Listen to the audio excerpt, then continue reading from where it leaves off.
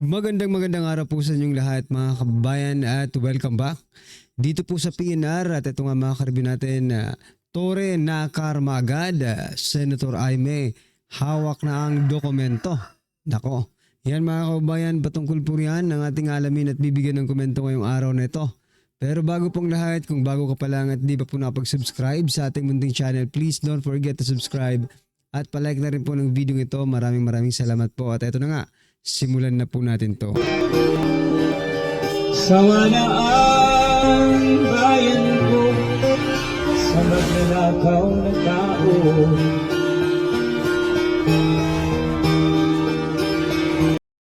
Sen mga kababayan, bago po natin muling i-play ang video ito, eto pasadahan po muna natin ang mga nagbabaga or mga trending news dito po sa mundo ng social media. At ito nga mga karibin natin, simulan na po natin dito po kay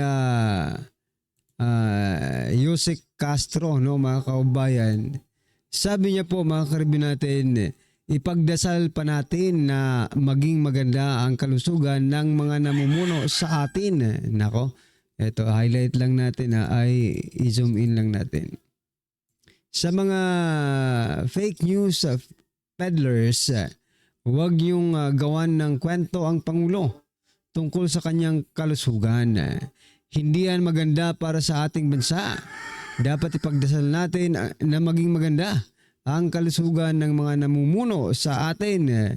Iwasan nila na magbigay ng speculation kahit hindi doktor ay nagpapakadoktor sa social media. Siyan mga kabayan, hindi mo talaga maiwasan yan Yusek Castro, na magkaroon ng speculation, no? Ang mga tao sa mundo ng social media, no? Bakit? Unang-una, nag-aano po sila or kami, di ba? Tayong lahat ay nagre-request ng magpa-hair follicle test but you are not doing it, di ba? So, anong gusto mo? Tumigil na lang yung tao? Hindi, kailangan pa rin nilang magsalita para makita kung nasa tamang kondisyon ba ang ating Pangulo, di ba? Well anyway, ano po ang inyong opinion dyan mga kaubayan? I-comment nyo na lang po at eto pa. Pasadahan din po natin ang balitang ito. Nako, itong si Franz Castro. Bakit maraming Castro ngayon sa gobyerno, no? Sabi naman po ni Franz Castro mga kaubayan, kailangan din natin ng teacher sa Senado, nako, para may magturo ng leksyon sa mga kurap, sa mga utak pusit sa gobyerno. Kita nyo na, yan po ang teacher, pusit ang well anyway. Kayo mga kababayan, gusto nyo ba ng isang teacher na katulad ni Franz Castro ang mailagay sa ating gobyerno o sa Senado para turuan daw ng leksyon ang mga kurap? Well, isa lang po ang masasabi ko. Please, open your book of accounts dyan po sa House of Representatives na makita ng taong bayan kung saan mo ginagamit ang inyong pondo, no? Para malaman, kasi mamaya akusa ng mga kurap, kawatan, magnanakaw. Bakit hindi mo naman ipinapakita ang inyong book of accounts, di ba? Diyan sa House of Representatives. So gusto mo kaming maniwala sa isang bagay na mismo ikaw hindi mo ginagawa, di ba? Na magpa-audit, di ba mga karibin natin? Kung gusto mo kaming maniwala sa iyo, gawin mo muna. Magpa-audit ka muna para malaman talaga namin na hindi ka kurap. Mamaya magkamali kami, mabulol pa kami, di ba? Ano po ang inyong opinion kay Castro? I-comment nyo na lang mga kabayan. At eto pa, pasadahan din po natin itong balitang ito. Nako po. Eto mga kababayan, eto palagi ko itong palagi akong may nakikita mga ganitong balita. At puro Davao lang ang kanilang ipinapakita. Jamie News, anong nangyayari sa inyo? Talagang nasa Davao lang ba? Ito, pakinggan niyo po ito mga kababayan. 3 cops in Davao Oriental test positive for illegal drug use. You know what? Bakit sinisingle out ninyo ang Davao, ang Mindanao, mga karibin natin? Dahil ba taga roon si dating Pangulong Duterte, mga kababayan? Kasi wala pa akong nabalitaan or wala pa akong nakita sa kababasa ko talaga dito sa newsfeed ko, mga karibin natin, na Manila cops or cops in Manila, like that, di ba, mga karibin natin, sa Luzon. Cops in Iloilo test positive for illegal drug use. Wala po akong nakikitang ganun. Puro Davao po ang nakikita ko. Bakit ganon, Jamie News? Wala ba? Taga Davao lang ba ang nagpa-positive ng illegal drug use? Baka ito na po, mga kababayan, ang resulta. Ito, ano lang natin to, opinion lang po natin to, based on what PNP Chief Marbel said, di ba? Na nag-extend lang sila. Yung mga drug user are not addicts. They just want to extend their working hours. Baka ito na yon, mga kababayan.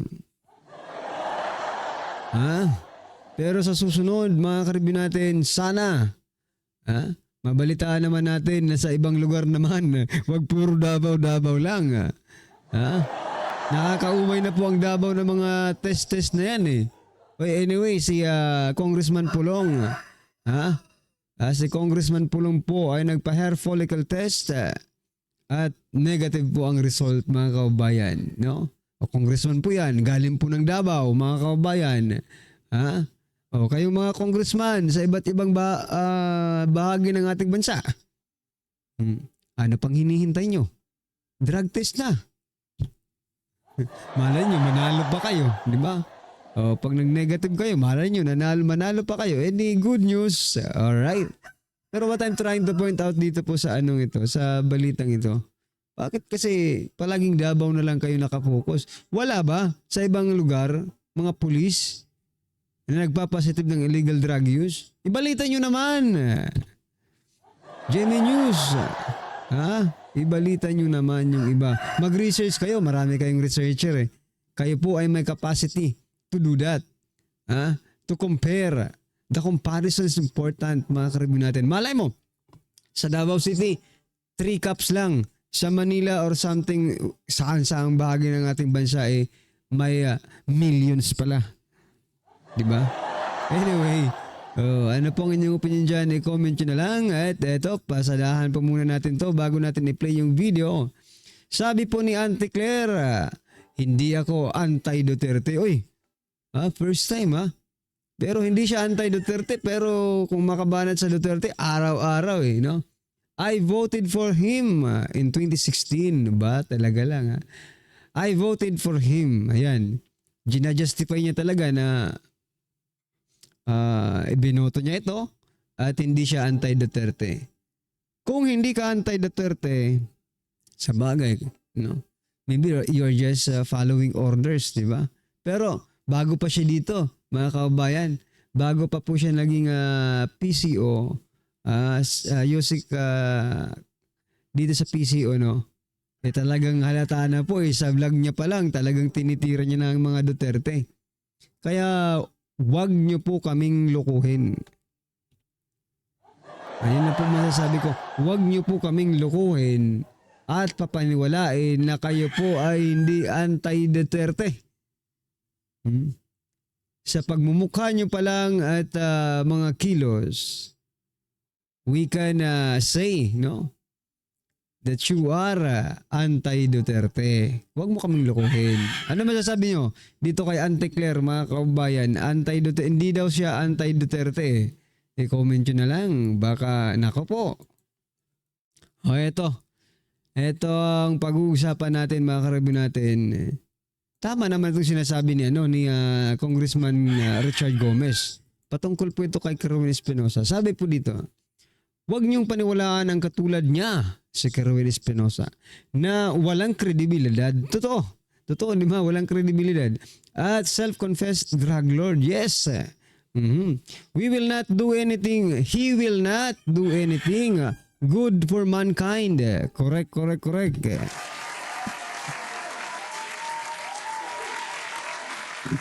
Bakit niya tinitira si Congressman Richard Gomez, no?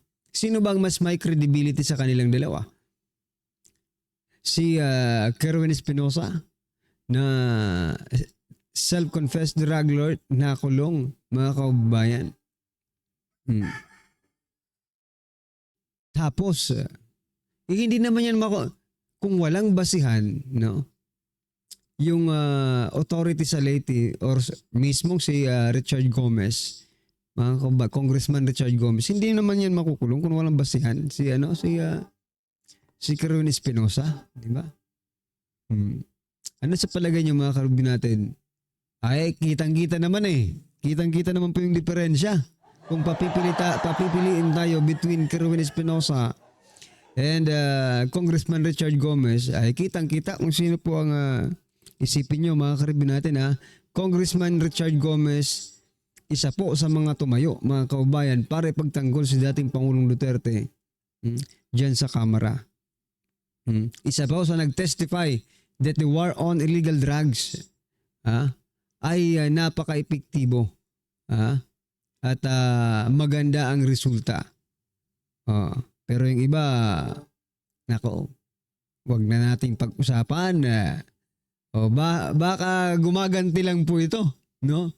Si Kerwin Espinosa kay Richard Gomez, kay Congressman Richard Gomez, mga kababayan. Ano, sa palagay nyo mga karibin natin i-comment nyo na lang at yan, eto. Panoorin po natin to. Sabi po dito sa video ito, no? Timbog si Torre nakarma na. Matapos ma-promote, binawi, pinakakasuhan na. Ay may dokumento pinakita. Eto po, pakinggan po natin to. Ito ang nakakagulat na balita ngayon. Viral at trending ngayon sa mundo ng social media ang di umano'y balitang. Ito ang mainit na balitang gumimbal sa taong bayan. Balitang hindi pa ipinapalabas ng bayarang media sa publiko.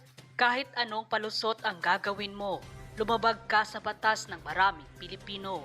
Huwag masyadong magbuni dahil kung na-promote ka ngayon ng gobyerno ngagba ay tila sasampahan ka naman ng patong-patong na kaso.